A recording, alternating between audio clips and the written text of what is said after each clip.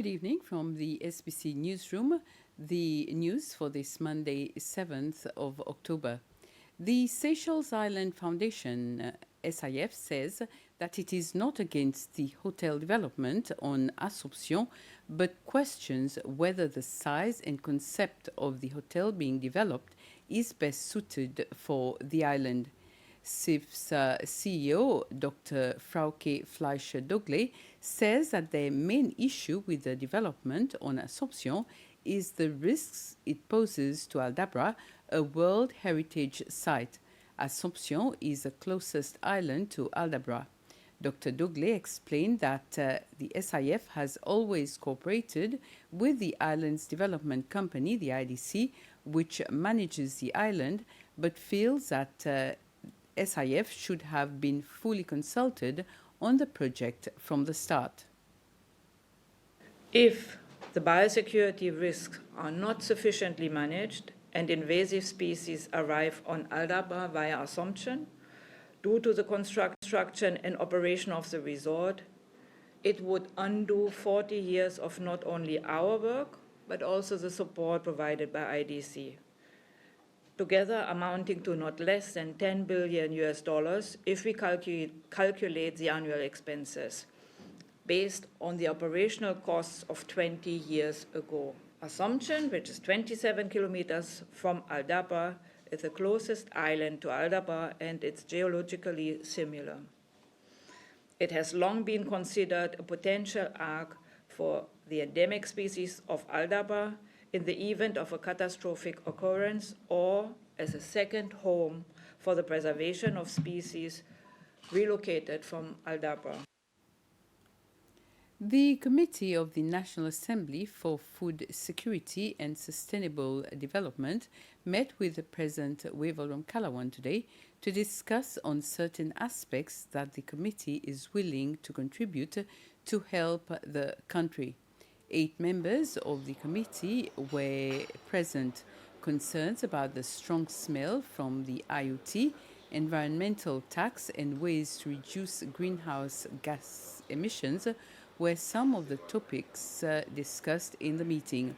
This is the first meeting that the committee has had with the President, and there will be more meetings in the future to discuss further on these topics and more.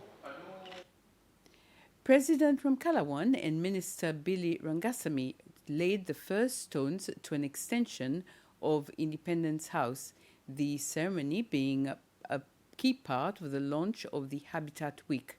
Minister Rangasamy says that the existing building is now over 40 years old with well-aged utilities.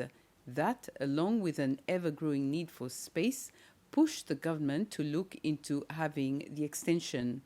Works are set to start in the coming days with diversion of pipings and cables that are currently where the extension is to be built. The whole project, which will include renovation works on the existing building, is expected to last up to 18 months.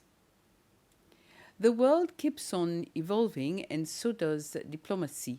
Therefore, it is important for ambassadors representing Seychelles abroad to meet with the President of the Republic to discuss on issues related to diplomacy. The Dean of Seychelles Ambassadors, Claude Morel, made this statement following a meeting that the ambassadors had this morning with President Ramkalawan at State House. The meeting is held every 2 years when the ambassadors meet in a retreat in Seychelles. Present for the meeting was Vice President Ahmed Afif and the Minister responsible for Foreign Affairs, Sylvestre Radegonde. This meeting with President Ramkalawan is one amongst many that ambassadors will be participating in this week. Every 2 years, the ambassadors come to Seychelles, meet here as a retreat, and it's an occasion to strategize for the next 2 years. But it's also an occasion to take stock of what we've done during the past 2 years. And obviously, the world changes. I mean, the diplomacy evolves, our region evolves, and it's up to us to see how best we can adapt to those changes and how best, more importantly, how we can work towards bringing more advantages and benefits to our country as a whole. The retreat starts today and will end tomorrow evening, 2 days. It will be followed by 3 days of work, Wednesday to Friday, with the honorary consuls and ourselves on a well-defined agenda.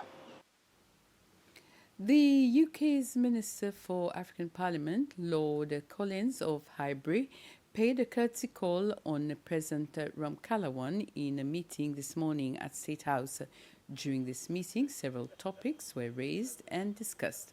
The aim of this visit was to discuss about the economic problem evolving in the country. The UK has agreed to work in partnership with Seychelles to be able to help with the issue of corruption and other illegal financial activities. Lord Collins of Highbury stated that it is his first time visiting Seychelles and said the United Kingdom's government is committed to work in partnership with the government of Seychelles. A partnership that's supporting a whole range of issues in terms of how we strengthen the economy, strengthen the fight against corruption, strengthen the fight against climate change. So a strong partnership. I think the President very much welcomed that, and we look forward to working together for the future. Tomorrow we are going to be signing a new partnership for economic security, a partnership that's going to actually deliver greater controls, greater security, greater understanding, a partnership for the future. But I think what the President was very keen to ensure that the very good cooperation that we have at the moment is strengthened, and that we send a very strong public message that this is an area that we're going to cooperate very strongly on. And I think my visit to the Seychelles today reflects how we see that as a priority. Oh, I think the threat of illicit, corruption is a threat to all of us, and it undermines democracy, it undermines public services. And I think when we can see the levels of illicit funds that have flowed out, we can see the impact. An exhibition was held at the National Library, Victoria, entitled Olympism and Francophonie, the Olympic and Francophonie. This is in commemoration of the Francophonie Festival.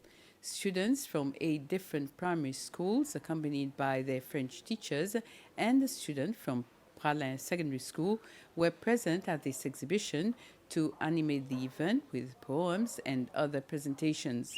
When launching this event, the Secretary General of the Seychelles Institute of Culture, Heritage and the Arts, David André, spoke about how both La Francophonie and the Olympics share the same values, and also explored the role that La Francophonie played in the organization and development of sports at an international level.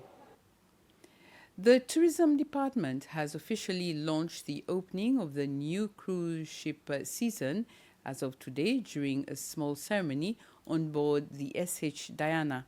A total of 38 port calls have been registered for this 2024-2025 season, and just like the last season, they are also expecting more last-minute requests for port calls.